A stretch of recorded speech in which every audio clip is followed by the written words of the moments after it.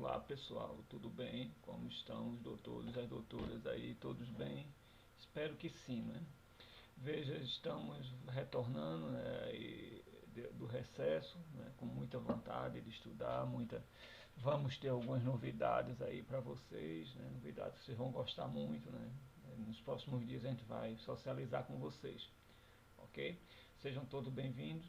Na primeira intervenção que a gente fez, né, pela sala de aula virtual, nós tratamos, né, da legitimidade, né, de alguns textos, né, o que é um texto, né, que é considerado legítimo, né, o que é um texto considerado fake news. Foi isso que nós tratamos, né, de uma forma mais simples, né, com exemplos da própria internet, para que a gente entendesse. Pelo que vocês, né, me retornaram, deu a entender que vocês notaram claramente essa diferença, né? Então, ainda bem, viva! Qualquer dúvida, a gente está à disposição pelos canais de sempre, ok?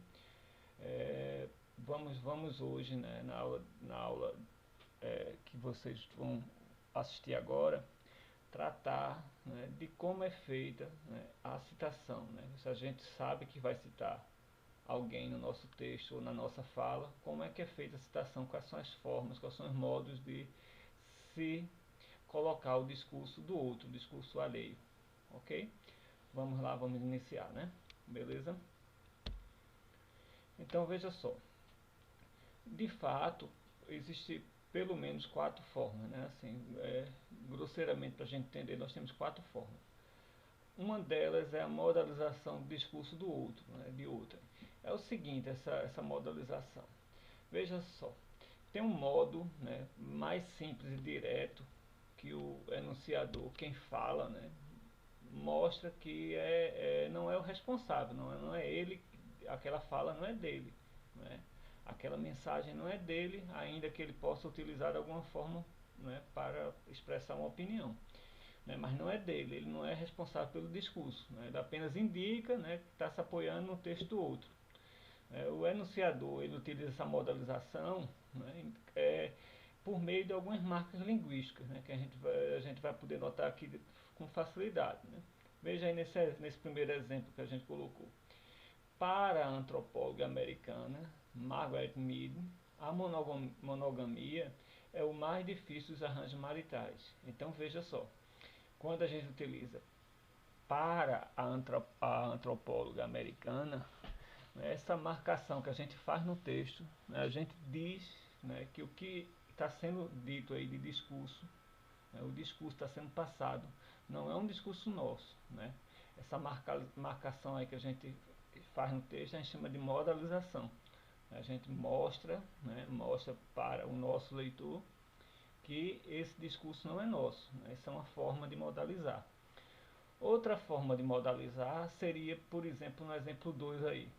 Uma dieta rica em vegetais, segundo dizem, reduz a chance de ter vários tipos de câncer. Então, segundo dizem, né, é a modalização, né, de que não é um texto nosso, né, não é uma fala nossa, não é um discurso nosso. Então, segundo diz, é o discurso de outro. Né? Não, chega a ser pobre, né, esse tipo de modalização, porque é meio indeterminado. Né? Segundo dizem, quem diz. Né?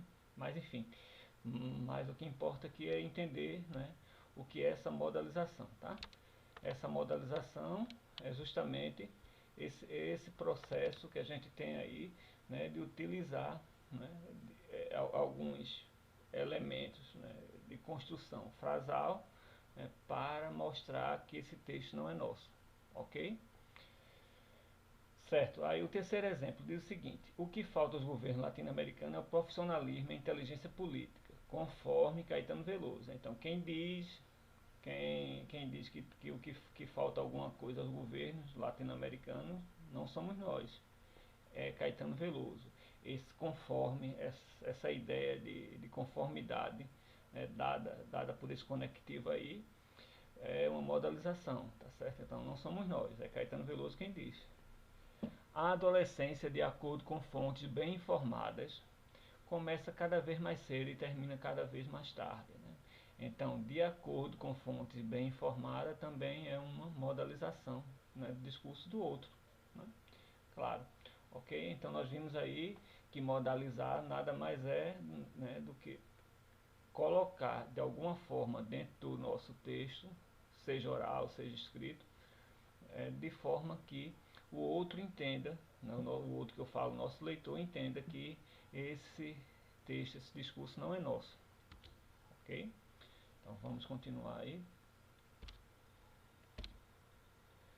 Veja só, além daquela modalização que a gente viu, outra forma aí, outra maneira, né, outro modo, né, de citar é o discurso direto. Veja só, nesse tipo de citação, quem fala, né, o enunciador, ele na verdade ele se exime, né, ele fica, ele não participa de forma alguma, né, de qualquer responsabilidade com relação ao que está sendo dito, né? Então você, quando quer reproduzir a fala de alguém, né, e não participar de maneira nenhuma daquele discurso, você utiliza o discurso direto, né? Então se eu digo, né, que crepúsculo fez hoje, né? Disse-lhe o pai. Que crepúsculo fez hoje é a fala do pai. Eu não tenho nada a ver com essa fala, né? Veja que a marcação aí, nesse caso, era feita pelo uso do travessão. Então, você se exime, né, de se utilizar, né, de alguma forma de se envolver com esse discurso, ok? Veja só, nessa estrutura em geral, as falas são acompanhadas por um verbo de locução. Veja o que é um verbo de locução. Quando eu digo falei, fulano falou, fulano respondeu, ciclano perguntou, beltrano afirmou, ele ratificou, né, e você coloca seguido de 2 pontos, né, esse verbo aí, dizer, falar, responder, perguntar, ratificar, nós dizemos que são verbos de elocução.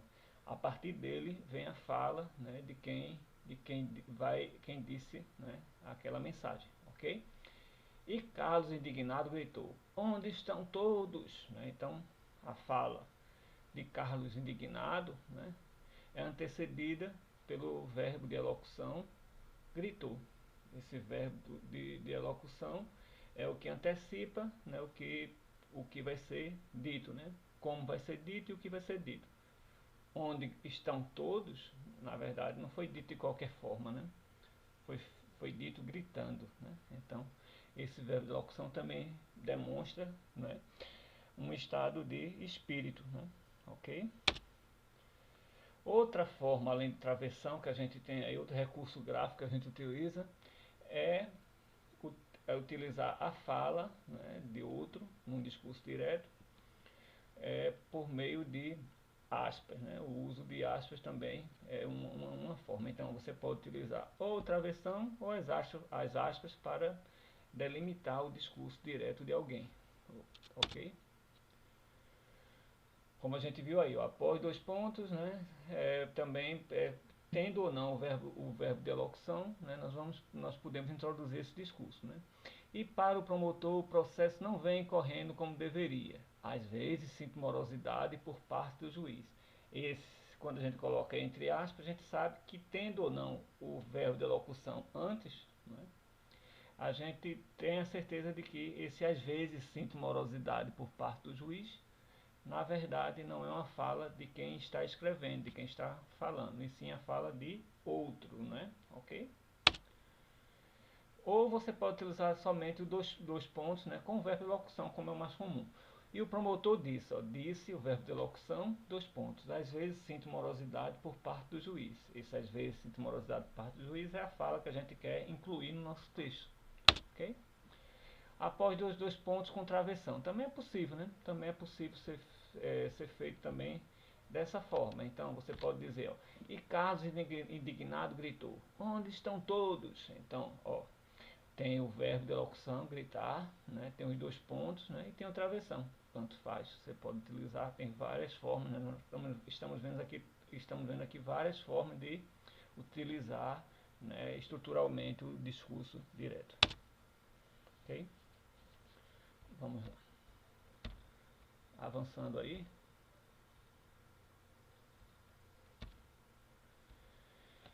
Veja só, tem algumas repercussões, né? Quando você escolhe, por exemplo, o discurso direto, né? Isso tem algumas particularidades dentro do seu texto, né? Você pode estar querendo criar uma imagem de autenticidade, né, do que reproduzir. Então, se você escreve como alguém, né, disse ou alguém escreveu aquela fala, você dá essa autenticidade. Ó, eu não mudei nada, eu estou dizendo que eu não mudei em nada a fala do outro. Então, como o outro falou, como o outro escreveu, eu coloquei no meu texto, né? Ipsis literis, né? Do latim quer dizer que eu escrevi como o outro escreveu. Inclusive, se tiver algum problema de ortografia, algum problema ligado à gramática, você mantém esse problema, né? Você mantém essa dificuldade, o que vocês chamariam de erro, né? Então, vocês manteriam, né, essa desqualificação aí do texto, ok? Distanciar-se, seja porque o enunciador quer explicitar por intermédio do discurso direto sua adesão respeitosa ao dito, fazendo ver que o desnível entre as palavras prestigiosas e retocáveis e as suas próprias palavras, citação da autoridade, ou seja porque não adere ao que é dito. Então, ó, você pode utilizar, né, esse discurso direto porque você quer dizer que esse discurso não é o seu discurso, você jamais apoiaria esse discurso, ou ao contrário, você pode estar querendo dizer que na verdade é o seu discurso, né, mas você está querendo marcar que não é seu, ok? Caracterizar a fala relatada imprimindo-lhe marcas de oralidade espontânea, de regionalismo ou até de cacuete linguístico, recurso muito utilizado em gênero literário. É o seguinte, né, você está escrevendo um texto formal, aqui não falo nem tanto da narrativa ficcional, mas de um texto formal, e você quer marcar, né, uma fala informal. Então você coloca essa fala informal, você coloca essa fala informal, por exemplo, entre aspas, né, dizendo que é da outra pessoa. A outra pessoa falou daquele jeito, a outra pessoa se colocou daquela forma. Você reconhece que ali tem uma fala informal, dentro do seu texto formal, você reconhece que ali tem uma fala informal. Você marca isso daí por meio do discurso direto. Ok?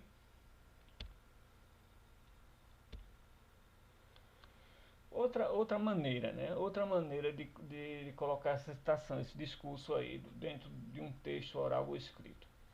É um modo de citação, esse discurso indireto, é um modo de citação, discurso alheio, né, discurso do outro, em que o enunciador, quem fala, tem uma diversidade de maneiras para traduzir as falas citadas, uma vez que ele se utiliza de suas próprias palavras para reproduzir a fala do outro.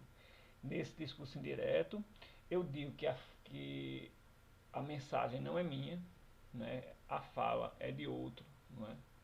O texto é de outro, né, mas eu estou construindo, né, um novo texto a partir do que essa pessoa disse. Né. É o que acontece, por exemplo, com a paráfrase. Eu pego o texto de alguém e faço uma paráfrase. Então eu vou escrever com as minhas palavras o que foi que o outro disse. Quando eu escrevo com as minhas palavras e modifico de certa forma, né, a fala original, eu mantenho o que foi dito, mas com o meu formato e não com o formato anterior, e mantenho, né, o que foi dito, né, mas modifico a forma como está sendo dito, ok? Por exemplo, aí, o carnavalesco diz que os traficantes não mandam no samba. O carnavalesco, obviamente, não precisa ter dito que os traficantes não mandam no samba, mas como ele falou, né, deu a entender que é isso aí que está sendo dito, ok? E no discurso indireto o que importa é o conteúdo, né? E não, tanto que ele não vem aí, entre aspas, não vem marcado por nenhum tipo de destaque para dizer qual é a parte do texto que é do outro, né? Não tem como dizer qual é a parte que é do outro, né? Um discurso indireto, ok? Essas marcas aí do discurso indireto, né? Da mesma forma que o discurso direto, ele vem também introduzido por um verbo de dizer, esse verbo de elocução que a gente viu lá, né? Então, disse, afirmou. Então, da mesma forma que no discurso direto, no indireto também.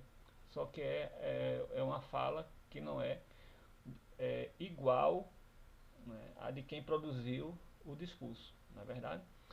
Ao contrário do discurso direto, a fala citada é introduzida por meio de uma partícula, né, de uma partícula de conexão introdutória, que normalmente é o que ou o se. Né? Então, ele disse que, então, que vem aí, que é um discurso indireto, foi introduzido pelo que, ok? Então, vamos supor, né, o personagem diz, eu não quero mais trabalhar. E, veja, está entre aspas aí, isso é o discurso direto. Passando essa fala para o discurso indireto, o personagem, que é Pedro, disse que não queria mais trabalhar. Então, notam bem aí qual é a diferença do discurso direto para o discurso indireto, não é isso? Ok? O que ocasiona essa escolha do discurso direto, né? Veja, de certa forma, quando você utiliza o discurso indireto, né, você diz, né, quando você inclui suas palavras, você de certa forma já participa, né, você de certa forma já participa daquela construção do texto. Então, é um discurso indireto porque você participa, né, daquela construção, ainda que você mantenha a ideia, né, do autor, né, do texto, né, do autor da fala, ok? Então, se você prefere um discurso indireto, né, você de certa forma você está utilizando um discurso que é mais próximo de você, o discurso indireto, né? O discurso direto ele leva a um distanciamento de quem está escrevendo e está utilizando esse discurso direto, ok? Isso está sendo dito aqui. A imprensa popular, por exemplo, prefere o discurso direto ou indireto. Por quê? Porque ela se exime, né? Então, se tem um programa de televisão, né, que vai falar de um assassino, ele vai colocar lá a fala justamente como o indivíduo falou, né? Aquilo ali é um discurso direto, né? Ele se coloca de uma forma que ele não vai, como se dissesse, ó, isso aqui não foi eu que disse, não tem nada a ver com o que o assassino falou, ok? Então esse é o discurso direto, né? Normalmente é o que se utiliza nesses programas populares, por exemplo, né? Ok? Outra forma aí de se colocar e colocar uma citação é o que se chama atualmente de ilha textual. Ilha textual é um tipo, não é, de enunciado, né, que é uma forma híbrida, né, de citação. Veja só, quando a gente diz, ó, Vera disse aos prantos que tinha fragado o marido papando a empregada. Então veja, tem uma forma aí direta e uma forma indireta, né? A forma indireta é quando Vera disse aos prantos, né? Então Vera estava chorando, né, porque tinha flagrado o marido, não é? Esse que está entre aspas aí, papando a empregada, é a parte que é direta, é o discurso direto, ok? Então aí nós temos o discurso direto, o discurso indireto, então torna esse discurso híbrido, uma ilha textual. O ladrão confessou que tinha roubado para matar as fomes dos broguelos. Então veja, quando você marcou aí essa fala, primeiro você quis mostrar que não foi você que você está tentando, né, aí somente marcar a fala do ladrão. Né? Então esse discurso direto é para você marcar e se diferenciar, né, dos problemas aí de construção formal. Então você marca o discurso direto também para isso, né? E tem um discurso indireto que o ladrão confessou que tinha roubado. Até aí o discurso é indireto, né? E matar as fomes dos bruguelos é um discurso direto. Então, primeiro o discurso indireto e depois o discurso direto, aí o discurso híbrido por meio de uma ilha textual. Ok? Segundo o presidente da República, é necessário que cada posto de gasolina seja fiscalizado. Seja, e manteve, né, o problema, aí de conjugação aí do verbo, ele manteve para dizer que não foi ele, não foi o presidente que falou seja. Se o presidente falou, está falado. Ok? Então foi colocado aí até para marcar, né, esse problema aí de nível de formalidade, né, que não se espera do presidente da República, por exemplo. Ok? Beleza? Mas aí nós temos também uma ilha textual, porque esse discurso construído é um discurso híbrido. Ok?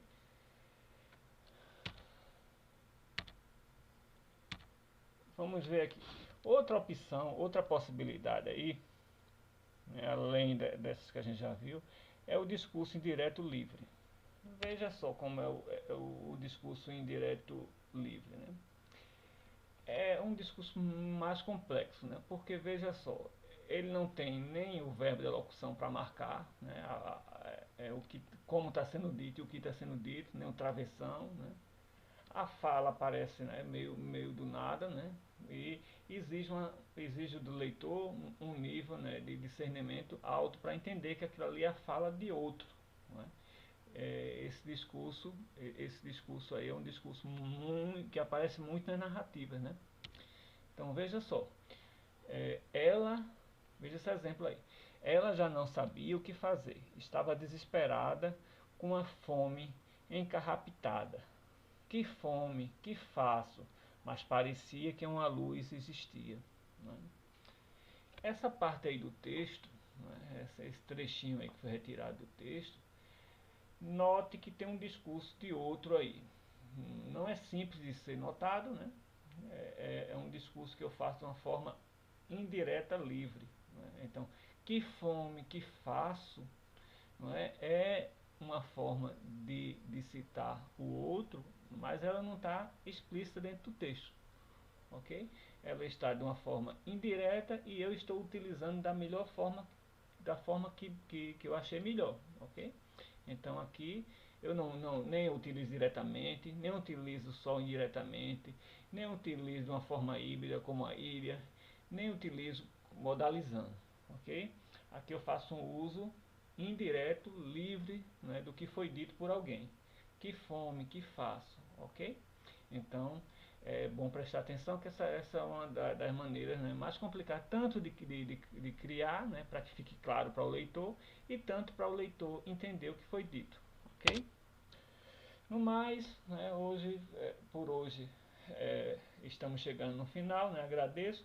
Eu vou agradecer aqui de várias formas, e essas formas que nós estamos colocando aqui, vocês aqui vão me dizer, né, que modo, que modo de citar eu coloquei aí, tá certo? Eu não vou responder não. Qualquer dúvida que vocês tiverem, vocês vão ter que voltar lá para descobrir. Se eu disser, professor Caldas agradeceu, eu estou dizendo que esse discurso foi o quê? Se eu disser somente obrigado, que discurso eu estou utilizando aqui? Caldas disse, 2 pontos, obrigado. Então, isso também é uma forma de manter a mesma mensagem. Né? Esse obrigado não foi lá essas coisas. Né? Que forma de citação eu estou utilizando, que modo de citação? Ou o obrigado também significava que faltava fazer atividade no Google Classroom. Né? Então tem várias formas de dizer obrigado. Vocês, ao final dessa aula, vocês devem saber, né, que modo eu utilizei aí para agradecer a vocês por tudo. Aí também já tem o deixo aí para vocês notarem que a gente vai ter uma atividade para vocês fazerem sobre isso lá na sala de aula virtual. Ok, no mais tem um e-mail aí se vocês precisarem falar comigo, desejando tudo de bom, né? E vamos continuar aí, né, no nosso trabalho, né, na forma e nos formatos que nos forem permitidos. Né? Então fiquem com Deus e tudo de bom para todos. Tchau, tchau.